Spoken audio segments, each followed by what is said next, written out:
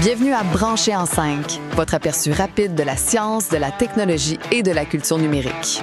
On se branche. Voici le topo sur la comète 41P, l'objet céleste qui s'est arrêté net pour ensuite se mettre à tourner complètement à l'envers.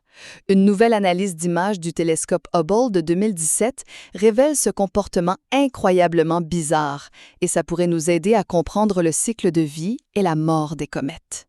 Premièrement, on a assisté à un renversement de rotation spectaculaire. En 2017, la comète a d'abord vu sa journée passer de 20 heures à plus de 53 heures en juste 2 mois. Puis, après être passée près du Soleil, surprise, elle tournait beaucoup plus vite avec une journée de 14,4 heures, mais dans la direction opposée.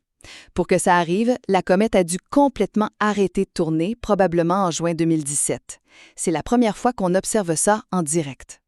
Deuxièmement, la cause, ce sont de puissants jets de gaz. C'est assez simple. En s'approchant du Soleil, la glace de la comète se transforme en gaz. Ça crée des jets puissants et inégaux qui agissent un peu comme de petits propulseurs. Et comme le noyau de la comète est tout petit, à peine 500 mètres de diamètre, ces forces ont été assez fortes pour non seulement la ralentir, mais carrément inverser sa rotation. Finalement, ce phénomène pourrait expliquer la courte vie des comètes. Ce n'est pas juste une anecdote, ça pourrait résoudre une énigme. Pourquoi y a-t-il moins de petites comètes dans le système solaire que prévu?